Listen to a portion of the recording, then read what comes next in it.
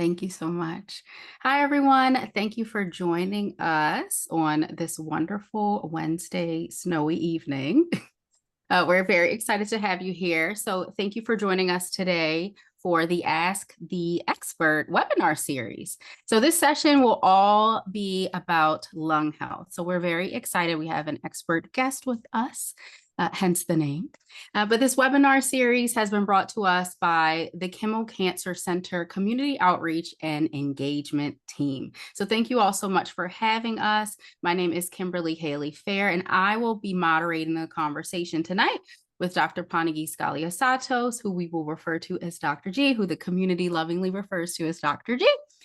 So I will read your short bio if you're okay with that, Dr. G, before we get started, so everyone is accustomed, and welcome to our guest.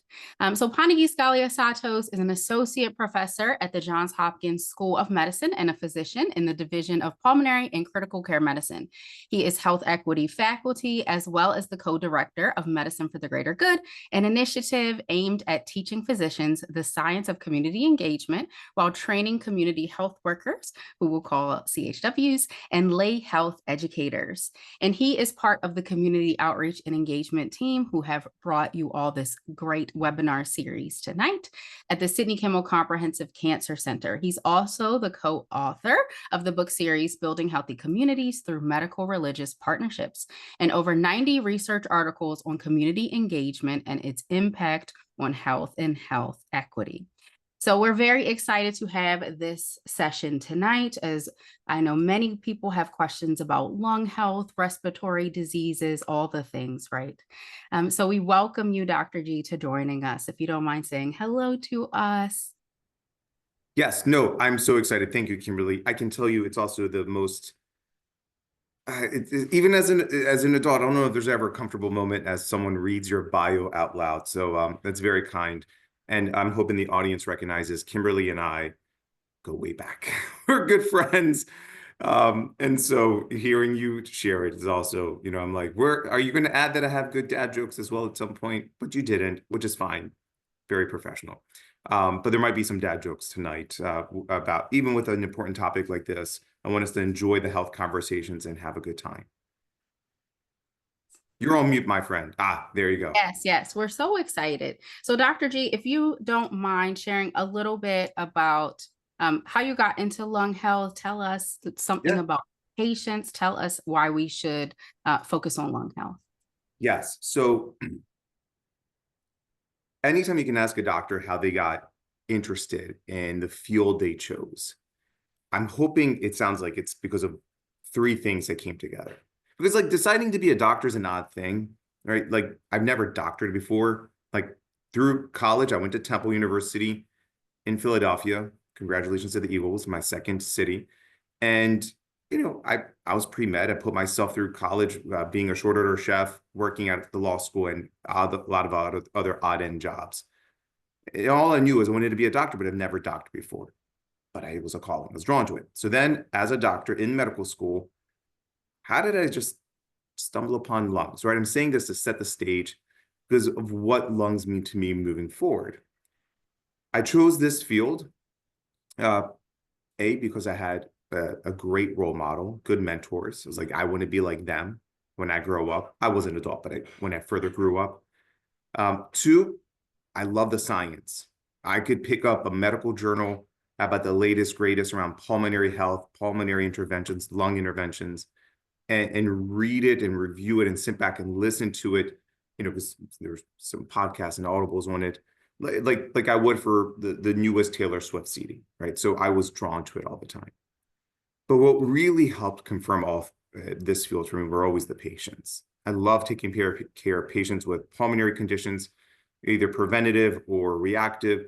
To me, that was a trifecta. I had good role models, I enjoyed the science, and I enjoyed the patients. So then moving forward, I think it's not a naive component, but leaving medical school, you think you know it all. You do know a lot, don't get me wrong. Doesn't mean you know it all, though.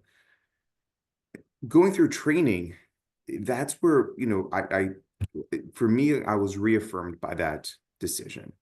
Continue to take care of patients was so important to me because being a lung doctor, what I didn't realize it's actually the field that many of us will choose if we're very indecisive. Why? Because lung diseases are usually caused by infections, caused by cancers, caused by autoimmune disorders, meaning as a lung doctor, I have to know everything else, right? They're caused by the heart. I can tell you sometimes I think lung doctors know the heart better than heart doctors because the heart, if it's not doing well, it impacts my lungs.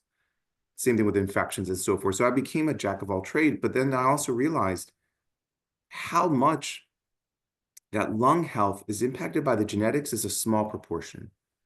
How much of patients' lung health, though, is impacted by the environment they're in is the majority of it. So for me, then, it motivated me to do that community engagement aspect, Kimberly, that you brought up, my medicine for the greater good, right? 80% of your time is spent indoors. Well, if your indoor air quality is not great, guess what organ is going to be impacted? Your lungs, right? If you live in a high stress environment and found access to tobacco, you're likely going to be smoking for the rest of your life, and that's going to impact your lung health, right? So from my standpoint, my love of the lungs and physiology actually resulted in me really wanting to becoming a physician citizen and do as much advocacy as I can to protect that organ. Because if I can protect that organ, then health usually falls in place as well. What's good for the lungs is good for everything else. So yes, Kimberly, that's how I got involved. Sorry for all of you that you had to sit through that backstory. But I think it's important because to some extent, every doctor you work with, you got to think to yourself, I wonder how he or she got into this. And it's a little bit about how we ultimately decided, but at some point I realized I wasn't treating lung diseases. I was treating people with those lung diseases. And it's resulted in me doing so much of my work that I could only do because I have great communities and great patients. Kimberly, did I answer this? Or I'm waiting for you to say, all right, I'm muting you, Dr. G, so I can get to the next question. No, no, I think those are all important things. And when we think about lung health, I think our next question is who's most at risk, who should be screened, what does screening even look like or do for us? So I think it leads into my next questions. Yeah, so all right, I'm going to answer this question as if we had a perfect world and I, as a lung doctor, could ask anything. So I will tell you the biggest gap lung disease or me as a lung doctor has. And I'm sitting here, I'm going to try to talk about lung health, but there's a real big gap in medicine around lung health. And what is that? There's no real true preventative lung health, right? If you think about cardiology, there's a whole branch to preventative cardiology to prevent that heart attack. There's a whole field in endocrinology to prevent diabetes, right? To prevent strokes. Neurologists have a whole field. Other than saying don't smoke, my field doesn't have much. And even our tests don't even help us pick up early signs of a disease. They help us pick up a disease. So that will deviate a little bit for cancers, don't get me wrong. So we'll go into that. But from my standpoint, I think that's a big gap. So I say this because what I would love everyone to do is the second they turn at 20, 30, 40, 50, 60, they go to their doctors and they get a new set of lung function tests. How good are your lungs at this moment? How much better can we make them? Right? Just like, every 10 years you get on a skill for a doctor, you should get some lung function testing. But with that in mind, the patients that are most at risk for lung diseases. So one, I'll kind of take it back to, I'm going to focus on adults. So I apologize, this is very adult centric. If you've got your notebook out and you're like, I'm ready for him to talk about kids, I'm not going to get there, but I can try to answer those questions. But first, the adults who actually had kid-related lung issues, right? So if in my clinic, a lot of my patients, even if they're 90 years old, I'll still ask them, tell me about your birth. Were you born preterm? But this is great because my 90-year-old patients will look at me, they'll lean in and like, Dr. G, if I was born preterm, I would not be here. There was not good medical care back then. So, but I do ask all adult patients, tell me how your childhood was. Could you keep up with your peers? Because what I'm looking for is, could you have had a lung impairment as a youth and it lingered as an adult? So one thing I will tell patients, those at risk are, think about your childhood. Did you have bad lungs as a kid? Frequent infections, around a lot of secondhand smoke maybe, because that will impact you as an adult. Next, let's talk about certain populations, right, that you can break down by demographics almost. especially those living in socioeconomically disadvantaged neighborhoods, the challenge with them is they're also plagued with a lot of poor air quality. Last week, Kimberly, we discussed this. We went to Turner Station. We taught the community bystander CPR. Turner Station's a region in Baltimore City. I'm sorry, I lied. Baltimore County. It's the county. But if you go into that section, it's a beautiful section. It's a beautiful community. Great people, great history lessons of the state of Maryland and of the U.S. overall. The one thing that really sticks out, though, is the proximity it is to the highway. It's just literally one wall, and then you see the 695, a major highway. And the fact that we were showing up right at rush hour, you could smell those fumes coming in. So a lot of socioeconomically disadvantaged neighborhoods are in the proximity of a lot of bad air pollution, things that are really out of their control. Air pollution, those factories and highways and so forth get built around really disadvantaged neighborhoods that really can't do what they can to kind of prevent that. So I always look to kind of neighborhoods, right? A lot of lung diseases tend to cluster in certain regions. Rural counties too also are at risk because a lot of rural areas, indoor air is often, or heat, for instance, is often done by wood burning to some extent. And if you don't have a great ventilation system, a lot of that combustion is going to be breathed back in, and it's going to impact your lungs and so forth. Other groups as well are those that are most at risk for smoking and staying as a person who smokes. Now, I run probably the largest tobacco treatment and cancer screening clinic in Maryland, and I do it because I have great colleagues who support it. And my approach to a lot of these individuals is I'm pro-smoker, just anti-smoking. Because if you listen to their story, the way they access these cigarettes is really initially no fault of their own, but then the addiction kicks in and suddenly they're introducing it to their every way of life. And we know smoking rates are still very disproportionately high for a lot of minority populations, Native Americans, Pacific Islanders, Black African American individuals, especially males. We'll see higher rates of smoking in those populations that ultimately lead to a lot of pulmonary lung-related complications, especially cancers. So Kimberly, the populations that are most at risk to me, just to simplify it as much as I can, but those adults who have pediatric issues tend to have that carry into adulthood. Those who are around environmental poor air quality, also indoor air quality, and those who smoke. The last one I'll finish with is those with certain occupations.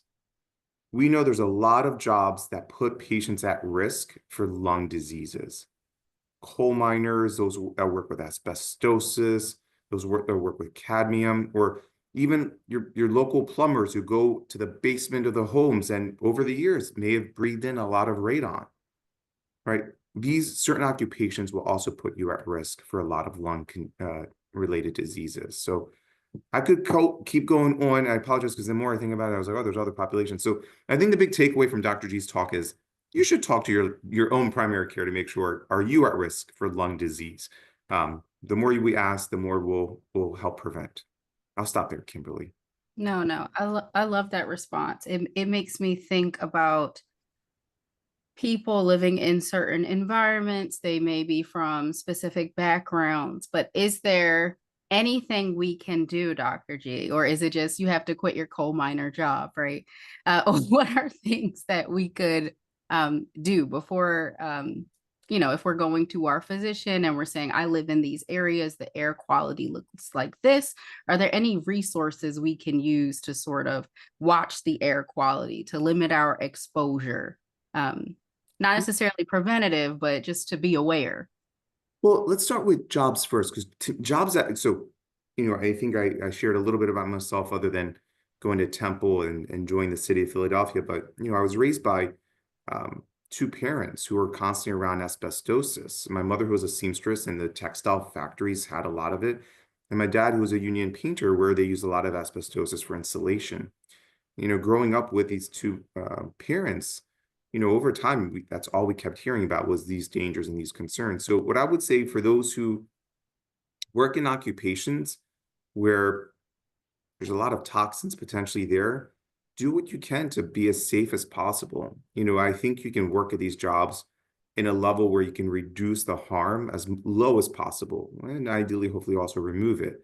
But this is where good face masking comes into play as well. Like my dad lived and breathed with his painter's mask. So, from an occupational standpoint, I would always make the case uh, to assure that if there are any concerning toxins in the air, are you up to code with regards to kind of the appropriate prevention of the inhalants and so forth? Next, the other populations as well. Overall, actually, let me scale it back. Overall, you ask a great question. How can we look into air quality? Oh my gosh. If you grab your smartphone or you grab your loved one who knows how to operate their smartphones, grab them gently though, don't startle them. If you bring up the temperature on the app, you'll see something called an AQI, an air quality index. An air quality index is going to give you a number between 1 and 500 of the air quality. The higher the number, the worse the air quality.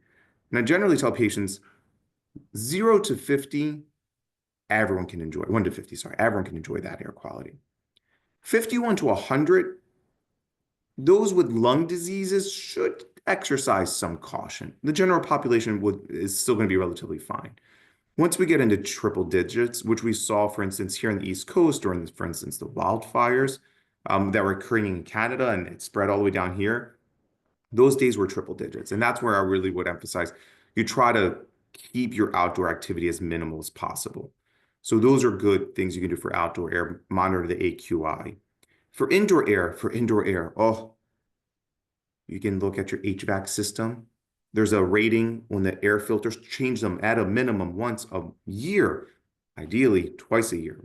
When's the right time to change them, Dr. G? Well, the right time is when you remember. But if you if you can schedule it, change it always in the fall. That way it can prepare you for the viral season kicking in. And so when you do change them, look at the rating called a MERV rating. Anywhere between 7 to 10 is fine. Now, you could go greater, right? Hospitals work with a MERV rating that's much higher, but it's going to drive your energy bill a lot. So 7 to 10 is perfectly fine. And if you want to have even better air, buy a HEPA filter, HEPA. But these things only get expensive if you wanted to cover more space. So otherwise, it's just all marketing. So buy one that's portable and you can take it to your room, you can take it somewhere else and have a good time with it. But yes, that's how you can improve indoor air quality. One last thing that I also will finish with, and you know, bad infections to the lungs will leave consequences. And one way to prevent those kind of consequences or prevent a severe infection is also being vaccinated against respiratory viruses. So if you're at risk for severe disease from RSV or flu or COVID, talk to your clinician to see if the vaccines are appropriate for you. But that's another thing to promote good lung health, making sure those viruses don't cause any scarring or injury. And I'm clearly parking the conversation for smoking as we pivot into that at some point. There you go, Kimberly. Yes, yes, we're gonna move into smoking. I do have a few questions for you, Dr. G, about so let's say I do go into my physician's office and I do wish to have a lung cancer screening done. What does that process look like? What are you looking for exactly during those scans? Great question. Kimberly, you're like, intellectually flirting with good questions, and you're like, now let's get to the point. Yes. All right. So lung cancer screening, first of all, let's take a step back, right? Many of you have joined a lot of these programs. You've heard of cancer screenings for a variety of different cancers. And if you look at the requirements, right? If you grab the papers, all your notes, and you start looking, like there's a pattern. There's two things that will always pop out. One is there's an age, right? We don't start screening prostate at birth, right? There's an age. There's an age that we start having the conversation. So cancer screenings tend to occur at a very specific age.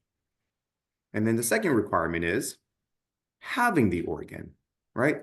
You need to, if you have a prostate, you should have discussions of prostate cancer. If you have excess mammary glands, excess breast tissue, you're going to be getting breast cancer screenings, right? Having the organ, you're going to go and have that cancer screenings. So you need the organ and you need the age. Lung cancer screening is unique because yes, you need to have the organs, and I'm almost confident everyone who shows up in my clinic has lungs. I am a doctor, so I can say that confidently. And then everyone's got the age. But for many of the listeners here, they may say, you know what, I've never been asked about a lung cancer screening. Why is that? And others may say, oh, I get asked that all the time.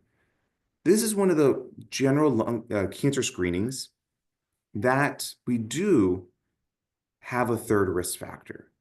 And for right now, that third risk factor is your smoking history. Yes, we know tobacco, combustible cigarettes has been linked to cigarettes, it's linked to cancer, right? The cigarette cancer cause. The report coming out in 1964 with evidence that predated it by more than a decade. But that smoking risk factor is necessary, and I'll explain why, but this is what your doctors are looking for, is what risk can you have for lung cancer? And to date, the leading cause of lung cancer is still cigarettes. And so we'll take that into account. So a lung cancer screening, if you fulfill all these three, certain age, you have lungs, yes, and you've smoked. And by smoking, we're talking about 20 packs a year. I'm sorry, a pack a year for 20 years. So that's a 20-pack year smoking history. And you currently still smoke. Or if you say, well, Dr. G, I quit. But has it been more than 15 years since your last cigarette? If it hasn't, then you still fall in that risk category. And so what we'll send you for is a CAT scan. A CAT scan beams at you X-rays, but creates a three-dimensional picture of your lungs, right? Unlike a traditional chest X-ray, where it's a two-dimensional viewing of your lungs, a CAT scan gives you that three-dimensional viewing of your lungs. And I can see all your lung tissue very nicely. That's what we'll go and do. By the way, we request it to be low dose, about 10% radiation of the unlike a full CAT scan. So we're mindful to give you as low dose of radiation as possible. The whole exam takes no more than 2 minutes. By the time you get into this kind of donut-shaped thing, it's in, out. That's it, 2 minutes. The longest time it probably takes longer to fill out the paperwork in the beginning than the whole scan. It is no needles, nothing, no contrast. You're in and out. That's what goes into it. But the first part of it, though, it isn't just a blanket, everyone go do it. It is, we got to find the right patient. And if you're wondering why, I'll get to it, I promise. Back to you, Kimberly. That's great. That's great. I like to leave a little bit of mystery, right? So the audience is like, oh, I got all my answers, I can leave. Like, oh, shoot. He's like, tune in for more. Yes, yes. But we're going to break down the mysteries because this is the expert, right? So we're going to get into the mind of Dr. G. We often get asked, Dr. G and I host an every Friday 11 a.m. community call, but we're often asked questions about what types of things count as smoking, right? So I know you said smoking, okay, that's important, but we're often asked, what does that include? So Dr. G, do you mind letting us know what you mean by smoking? So for right now, 2025, 12th of February, right now, the risk factor of smoking is just the traditional combustible cigarettes, the Newports, the Cools, the Marlboros, the Mavericks, the Virginias, the USAs, the Yeses, the Pall Malls, those. That's what we're looking for. Well, you may come to me and say, well, what about hookahs? What about cigars? What about cigarellos? What about vaping? All very good questions. We do not have the data that's as solid as cigarettes. What does this mean? Well, that's a public health conversation that I'll say out loud. So right now, the risk factor we're looking for is traditional combustible cigarettes. But if you're sitting here going, good, I've only smoked cigars, just one a day, you still may be at risk. And the challenge is just because the data's not there, shouldn't mean you don't have those conversations with your clinician. What I plead with you all is if you know you engaged in inhaling some toxins. And I'm not trying to say this in a negative way the lungs only want air. So to me, anything other than air is going to be a toxin. It's going to be some noxious stimuli. So if you're sitting here going, well, I do smoke cigars, I do smoke cigarellos, I have vaped for a long period of time, talk to your doctor to see if it's appropriate to consider lung cancer screenings. And there's ways your primary care clinician can help advocate that you get it done, with the insight that this is still really uncharted territory of how much to follow up and so forth. But, I do see a lot of patients who are like, I've never had a cigarette in my life. I'm like, interesting, but it looks like you have smoked something. And they're like, a lot of cannabis. Okay. Again, that's a combustion. So you need to have these conversations. Like if the audience could take away one thing, us doctors, we're not your mom, we're not your priest or rabbi or imam. We have no judgment. And not to say these people do judge you, but we don't judge.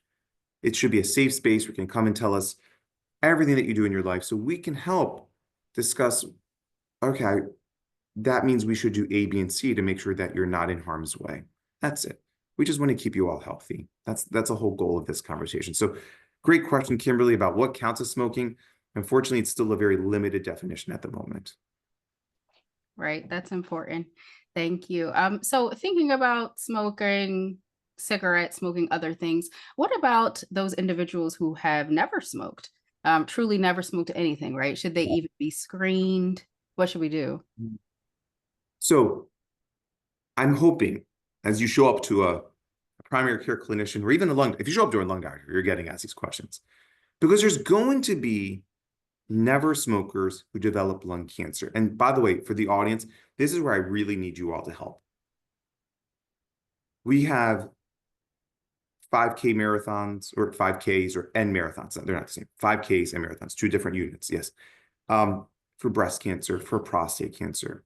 We have a lot of sympathy for those cancers. Lung cancer doesn't get that. There's still a lot of stigma and shame around it because many in society view it, you did it to yourself. You did it to yourself. Well, that's shame and stigma. First of all, remove it even for people who smoke. Remember, pro-smoker, anti-smoking. But the challenge with that as well is it trickles into those never smokers who get diagnosed with lung cancer and don't want to tell anyone they have it. So that oftentimes leads into a lot of delay in care and denial and worse outcomes. So help me fight that. But back to your question, Kimberly. Here's what I would plea for everyone to take away. Because if you join this thinking, listen, for me, I don't smoke, maybe I'll just learn something. No, everyone has lungs and everyone should be accountable for lung health. This is what I would say. First, family history. At a minimum, you probably run into your families at some point, right? Once a year, at a minimum. Thanksgiving, Christmas, Hanukkah, something. Ramadan's coming up, so is Easter, Purim, a lot of good religious holidays. And then we have 4th of July. Whenever you see the family, try to just talk about what's going on with health. Has anyone ever had lung cancer or lung-related diseases? Because what you're looking for is, could I have the genetics for these diseases? So family history. So if I get patients who are like, you know what, my mom had lung cancer, her mom had lung cancer, her grandmother had lung cancer. It's like, first of all, kudos to knowing that family tree. And especially if you're realizing none of them have ever smoked, there's got to be something there. So family history is first. Second, your occupation. By all means, I love asking this question. It's also sometimes awkward because patients look at me like, I'm unemployed now, or they'll tell me like, oh, I work at an art studio. I'm like, okay, tell me more. Like what I'm looking for is like, what kind of chemicals you're constantly exposed to? Because you may not think of your job as a potential risk factor, but if you work with cadmium, like the elements used in batteries and so forth, or as I said, if you're a plumber and you always are in the basements of homes, working down there and breathing in radon, you could be at risk from your occupation. So occupational exposures, asbestosis, for instance, as we brought up earlier. Next, the second leading cause of lung cancer is radon. We've introduced this plenty of time. And we had on those community calls, we had a brilliant scientist talk about all the risk factors, which I loved. Right? A lot of it has to do with soil. If you live in more sandy areas, less radon. If you live in more clay area, likely more radon. And radon's not bad. We all probably breathe it in. You probably breathe it in as you walk from the parking lot to the house. In a little bit of scattering, it's not a big deal, but it's when it's dense and collected, like in the basement home that has poor ventilation, that's when it's bad. So what I would encourage everyone here, if you're in Maryland or if any other state should have resources to get a radon detector, screen your home, basement, or the lowest level to the ground. And if it's negative, as far as I can tell, it sounds like that's enough. Obviously, if there's an earthquake and there's a new crack in your house, rescreen, but take a look at that and report back to your doctor if it's high. So family history, occupation, and radon is the second leading cause. But I'll stop there. Those, from my standpoint, are important to know as they come up. And other occupations too put patients at risk. Flight attendants, for instance, they tend to get a lot more radiation exposure from travels. So we do, again, your occupation is really important for us to ask about, just to be able to get a sense of, could you be at risk for a cancer? I'll stop there. I'll stop there. Kimberly, back to you, my friend. Yes, yes, very important. I'm learning, Kimberly. You've taught me well. I catch myself, or else I'll just keep going. I can. Oh, all good things, all good things. So we do have a question. If anyone has a question in the chat, you can use the chat function. This is a webinar, so there is a Q&A feature. It's located at the bottom of your screen. So I'm going to ask a question, Dr. G, from the chat. It's more so a comment. But Catalina, hi, Catalina, welcome. Put in the Q&A. I have a friend who has lung cancer that never was a smoker or had a history of secondhand smoking. Out of the blue, she developed lung cancer and at a terminal stage. She had a background of asthma and allergies, but other than that, she was pretty healthy. Is it weird that she developed this following up with the booster of COVID-19 vaccine? No, great question. And especially, I will say this, whenever we find something that tends to deviate from expectations and norms, everyone's going to look for what could have caused it. And a couple things.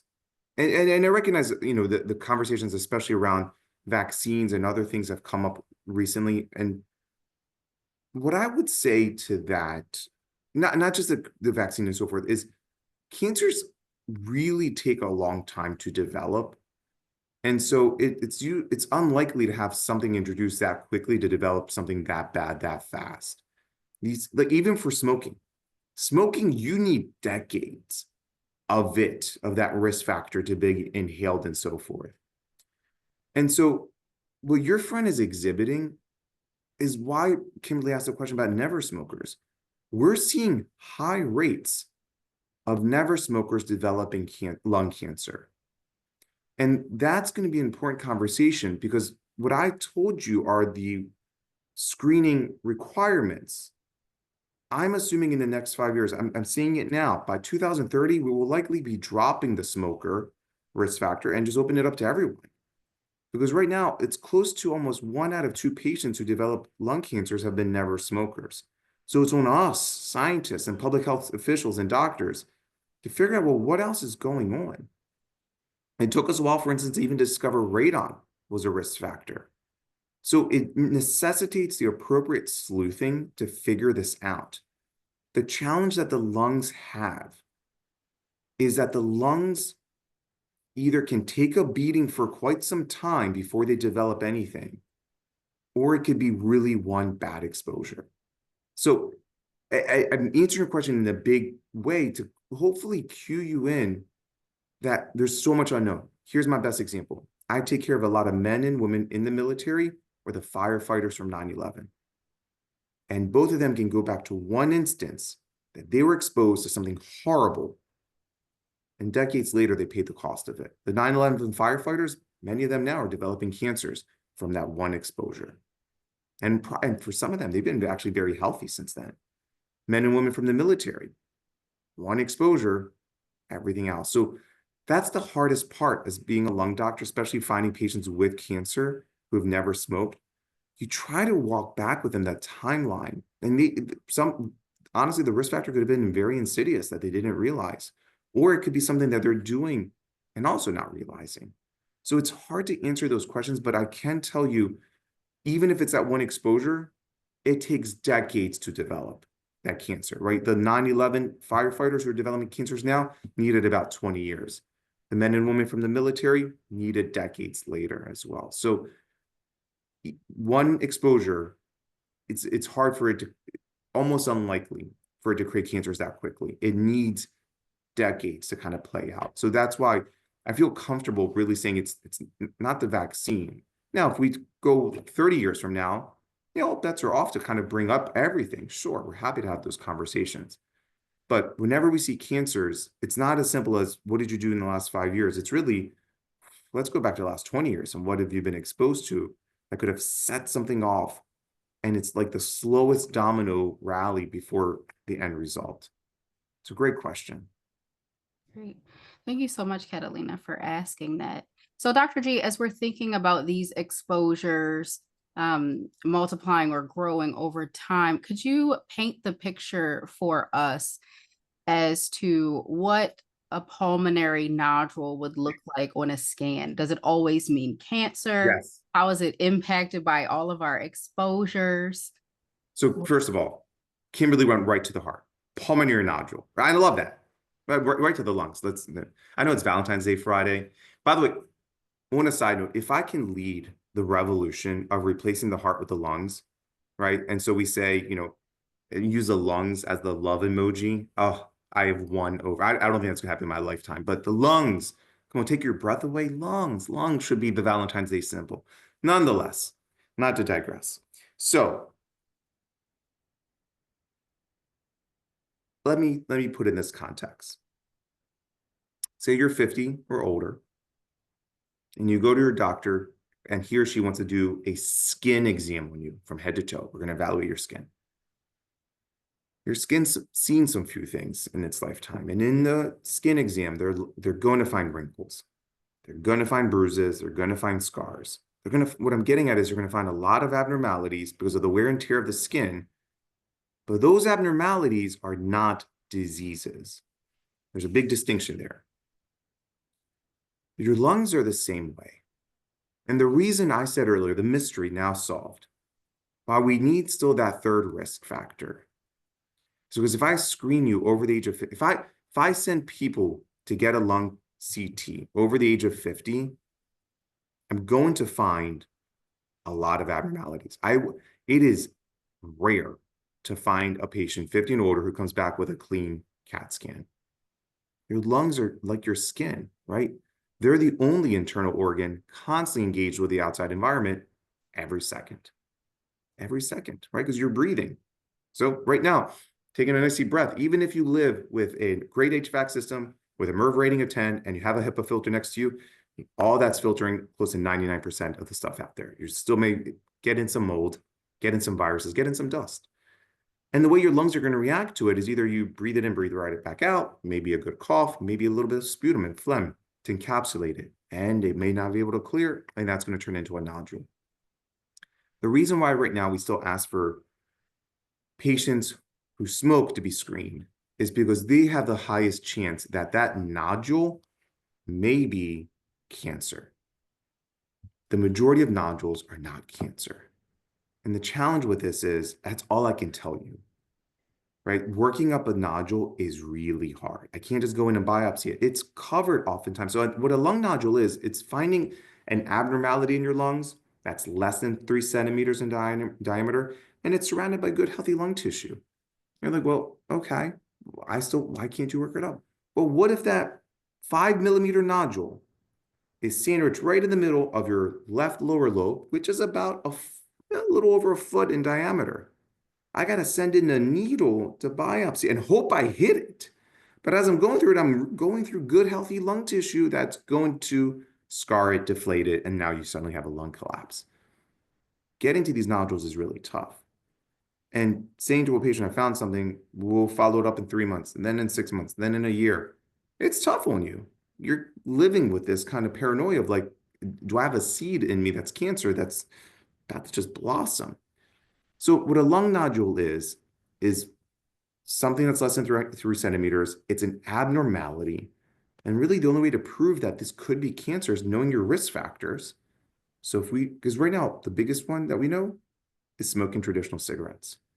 And then what your lung doctor will do, or your primary care clinician saying, depending on how it looks, Depending on how it looks, I may ask you to come back in 3 months to 12 months. If it's, if it's more than 20 millimeters, if it's a little over 2 centimeters, 50% chance of cancer. So yes, we'll screen this much faster.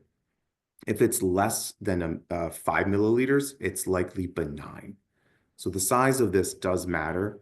And this is where your doctors will talk to you about when the appropriate time is to rescreen. But if you do screening correctly, if you hear me, it means if we do find cancer, even if it starts off at 1 millimeter first, it's so slow growing, it will take up to 2 or 3 or 4 or 5 years before we see it at a stage where we can go and just remove it.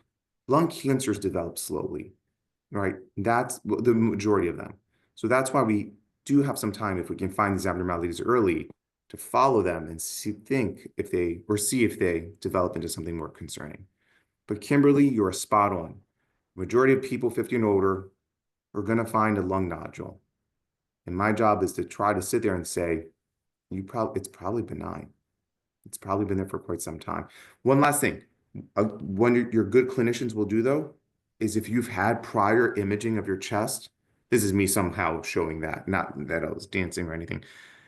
What we'll do is we'll time travel with you. We'll go back and look at those CAT scans and say, oh, you know what, that nodule we just found? You had it in 2015. It is definitely benign. Let's move on. You're good. So we always time travel and try to review all your prior imaging as well. So great question, Kimberly. Let's keep it going. Sorry. That's important. No, no, no. More info is always helpful. So another question that we had, speaking of exposures, do you think that they're more so environmental factors in our nutrition and our food, or is it the air itself? So it's probably a combination of everything. Your lungs are not immune to um, they're not immune to nutrition, because everyone thinks like, oh, nutrition's like gut health and heart health. It also impacts your lungs. There's things in your lungs called leptin receptors that are really responsive to certain high sugars and fats and so forth. And having high leptin receptors usually is found in people with excess adiposity and creates things like really significant asthma that's hard to treat and so forth. So nutrition does play a role. And definitely nutrition that we've linked to being able to be carcinogenic can be impacting the lungs as well. But I do think if there's one thing that the pandemic had, if there's a silver lining to it, I hope that it's that we start paying a lot more attention to air quality, right? And you're like, well, how did that come out of it? Well, we came out of it because we talked about where could you get a lot of super spreading events? You had a lot of super spreading events in places, not that they had a lot of people in them, but places that had a lot of people in them that had poor ventilation. I mean, the analogy that I'll give you here is like, what if you went to a place that had horrible plumbing? You flush that toilet in it, everyone gets to enjoy it, right? Same concept here, right? Breathing out, if you have if you're in a building with a good HVAC system, you're going to be able to clear that air very quickly and very efficiently. And so the air quality is going to be an important one. Outdoors, it's harder to control. You're going to have to pay attention to that AQI, but we are seeing places that have a lot of high air pollution also have higher rates of lung cancers. So yes, I do think the quality of the air that we're breathing in is going to play a major impact. One of the best pieces of legislation to ever come out that has easily saved more lives than any doctor or nurse combined over the last 50 years, sorry, quick math, has been the Clean Air Act, saying like, look, we get that we need our factories and to do what they need to do to make what we need, but we got to put regulations on them so they're not dumping out all these pollutants that are going to plague the socioeconomically disadvantaged neighborhoods that are going to pay the price of those factories, right? We see this also in Curtis Bay in Baltimore City, right? These factories put out a lot of bad air, and the neighborhoods that live there, they don't have the means to go anywhere else. So they're going to be impacted by it. So I do think air quality will pay more and more attention to it, but we all deserve to breathe the best air that we can. So we have to be a lot more mindful of the air, not just indoors, but also the air that we're going to be exposed to outdoors. But yeah, Kimberly, I do think nutrition and air quality are going to be very important to the whole cancer conversations. Yeah. Thanks for answering that. Catalina, thank you for asking that in the Q&A. Another question that we have, someone has put in the chat, are there disparities in lung cancer rates or presentation related to race or ethnicity? And really quickly, Dr. G, I'm sure that you've read this article last summer in the New England Journal of Medicine. A study came out that said that the lung function test differed for Black Americans, Black people, as it did for other race ethnicities. Uh, Yes. Yeah, no, you're spot on. So, I mean, first of all, modern medicine has a lot of its own implicit biases that it has to start removing. That race is a social construct, and there's not a biological backing behind it. One of the first dominoes to fall to do just that was the renal function test. Assessing your kidney function had a lot to do with your race, or depending on how we were going to do the calculations. That's been removed. The next domino that is likely to fall as well is the pulse oximeter, where my colleagues at Johns Hopkins realized, oh my gosh, if you have really dark skin, you're getting bad ratings on it. And we're making clinical judgments off of it, right? There are plenty of patients with dark skin during especially the pandemic that I promise you were not given oxygen fast enough because their pulse oximeter read good ratings. And meanwhile, they're sitting there gasping for air. Well, their oxygen's fine per this non-invasive tool. Lung function tests have been guilty of that as well. Now, the challenge with lung function tests, I will tell you, is, so here's what a lung function test is. This is my frustration as a lung doctor. This is what I wish 20, 30, 40, everyone gets a new set of lung function tests. Why? Because instead, what we do is now, everyone's lung function is very different. It has a lot to do with your height, has to do with your gender, and it also has to do with your age, right? When I go and talk about lung health to middle schoolers and high schoolers, the best way I get their attention is tell me the average age these athletes retire. Wide receivers, basketball stars, soccer stars. And what they realize is they all tend to kind of retire around the age of 35. And they're like, what's going on at 35? Your lungs start declining. Naturally, physiologically, Mother Nature robs you of your lung health. That's what happens. It's not you, it's Mother Nature. So why am I saying this? Is because if you walk in needing a set of lung function tests, I don't know how your lungs have been. I have no idea. So what I'm going to do is take your numbers and compare them to people of your height, of your age, and of your gender. And I'm going to get a number. And I'm going to give you a percentage. So when patients come back and be like, oh, I was 92%. Well, that's 92%. You're in a 92th percentile of these individuals. That's all it means. And the challenge there is if you're Michael Phelps, that's Olympian swimmer, he should be in the 140th percentile. And if he comes back at 90th, I should be worried. So there are those lung function tests, not all of them, but a good portion of them also included race. And now, especially the ones that we're using, we have removed that. Where race has been dropped. And again, another domino to fall in the field of removing implicit biases from modern medicine. So I'm excited about that. However, Kimberly, you pose a great question. Are there disparities in lung cancers? Darn right there are. Especially in Black males, there are higher rates disproportionate to their white counterparts in regards to lung cancer and deaths by it. And some of that was also our own doing. When the first lung cancer screening guidelines came out, based on a study out of the VA, look, there was good intentions there.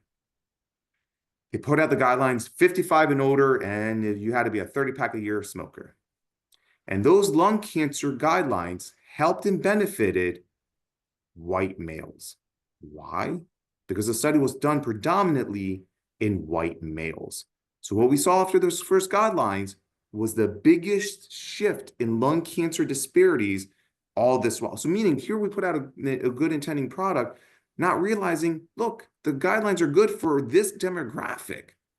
Because what we realize for a lot of Black adult males is they tend to smoke higher cigarettes with a lot more carcinogenics in them because of the menthol, higher addiction rates, and they tend to develop cancers much younger. So doing a study on the demographic of individuals who develop cancers a little bit older for a variety of reasons means you're going to miss a lot of the population who would be developing cancers younger. So yes, we shifted that age from 55 to 50, and I'm betting you we'll probably shift it even to 45. So a lot of these health disparities are our own doing, but we do see a lot of disproportionate rates in certain populations. And the other thing that I'll tell you for that is because, especially if you're rural and poor, or you're in an urban area but a minority race, you're likely living in an area where a big economic revenue is tobacco sales. The mom and pop corner stores, a lot of them get profitable because of tobacco. Rural, man, I struggle with that word, and the urban areas with minority populations. And I'm saying that because that's a clever ploy by the tobacco companies, because the way they fight this in City Hall is you want to rob their income. This is how they're putting food on the table. We have to figure out how to fix that economic void, or else you're still going to have these high rates of lung cancer happening, right? That's what we need to be mindful of and how to stop. So yes, Kimberly, lung cancer is not immune to health inequities and health disparities. And we need to do what we can to recognize them and combat them. Because lung cancer, these high rates of death from it, the leading one globally, does not have to be this way. And much of it is really our own fault of the implicit biases we have towards people who smoke, towards minorities, and we need to resolve that as soon as we can so people can have the best chance for the promise of medicine. And that's the health equity that we want for all. Yes, yes, I agree. I agree. So we're doing what we can. We're here tonight. So let's go to our next question. Catalina is asking, so what's the age then to do screenings for lung cancer? Yeah, no, Catalina, it's a great. So right now, the guideline is 50. The guideline is 50, 50. You celebrate that milestone, talk to your doctor. And listen, for you all out there that you're sitting here being like, well, Dr. G said I have to have the smoking risk factor. Just talk to them. Just talk to them, right? And the intention of screening means you have no symptoms, but talk to them. Tell them about your lung function. How far can you go? How many blocks can you go before you feel short of breath? Can you go up a flight of stairs without feeling short of breath? We all feel short of breath going up a flight of stairs, but I mean one that makes you pant and have to sit down, right? Talk to them. Talk to them about your family history. Has there been lung cancer in your family? Talk to them, right? To me, just because you heard you need that third risk factor of smoking and you're like, well, I don't smoke, shouldn't immune you to just making sure you're not at risk at all. As you said, Catalina, you had a friend, very healthy. And my mind is going 1,000 miles an hour, like the sleuthing in me as a physician, because when I get patients like that as well, I try to take the biggest inventory. Not that it's going to help them at that moment. It won't. But because if something comes across as off, I want to be able to take it to the next patient and investigate it. That's how we figured out cigarettes caused cancer to begin with. I had a recent patient who, he was a Vietnam veteran and he had these horrible complications. And at some point I was like, tell me what you did.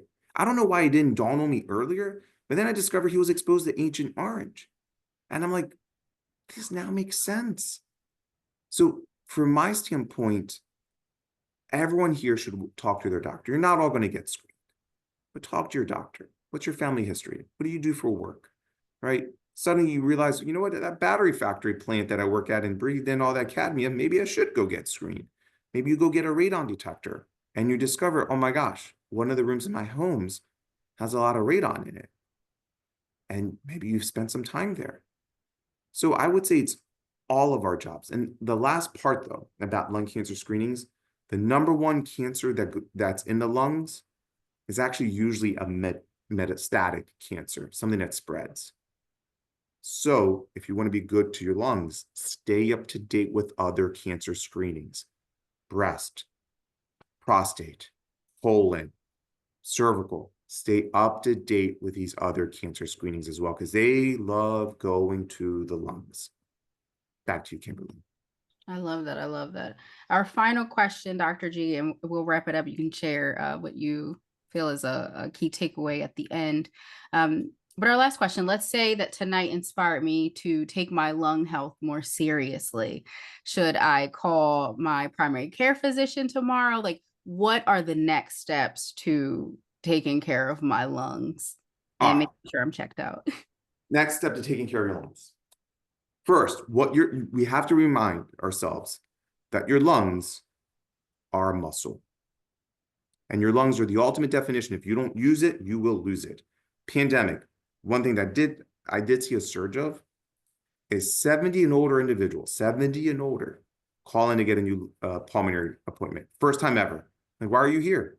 They're like, well, doc, look, I walked a lot. We'll take walks at the park, but pandemic, shutdowns, et cetera, we stayed home. And then when that was all lifted, I went out and I realized I can't do it as much. Yes, it's not a disease. You become deconditioned. The lungs, especially after the age of 70, if you don't use it, you will lose it very quickly. Stay mobile. This doesn't mean going to Planet Fitness. It means like maybe you park at the end of the parking lot and you take that walk. Maybe it means you take more stairs, but stay active with your lungs. That's one. Two, your diet. Any diet that you're on that's giving you excess weight in the tummy, right? You need to stretch your belt buckle out a little bit more. That's bad for your lungs. You may say, why? Well, there's a lot of in-depth stuff, but I'll go very simple. Having excess belly weight keeps your diaphragm from really expanding. If your diaphragm really can't expand as much, part of your lungs that rely on that expansion, right? This is your lung, this is your diaphragm, rely on that expansion. If it can't really expand, it'll just collapse. And in that collapse, could set the stage for cancers, could set the stage for infections. It's a lot of badness. So monitor your diet. Third, talk to your doctor about infectious control. So maybe that means vaccines, maybe it means wearing masks when it's, I think of masks like an umbrella. If it's raining, I'm grabbing an umbrella. If you're telling me everyone's got the flu, I'm putting on a mask going to Trader Joe's because I don't trust my neighbors. I'm saying this because bad infections can leave scars that can be the breeding ground for further complications moving forward. Just be mindful of that, especially as we get older. We don't tend to rebound from that well. And then finally, oh yeah, I hope everyone tomorrow calls their primary care looking for appointments. Go and talk about, make sure they listen to those lungs very well, and then talk to them.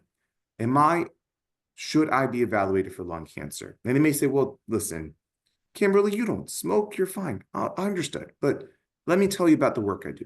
Let me tell you about my family history. And maybe the clinician goes, you know what, maybe we do screen you.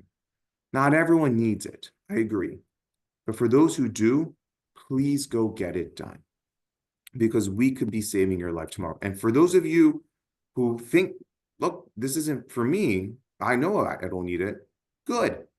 But talk to someone who might. What we are relying on you all is to help us save as many lives as possible. Because me as your doctor, I'm your last line of defense. The front line is Catalina and others who have joined and listened to this call at some point who's like, I can share this information with my neighbor and maybe save a life. Please do that.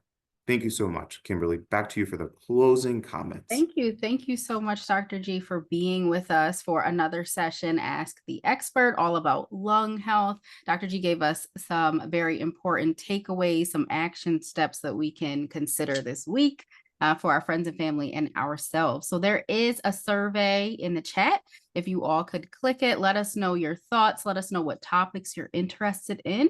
And we will be back again next month for another Ask the Expert. Thank you again, Dr. G, for being here. Thank you, everyone, for joining us. Good night. Good night, everyone.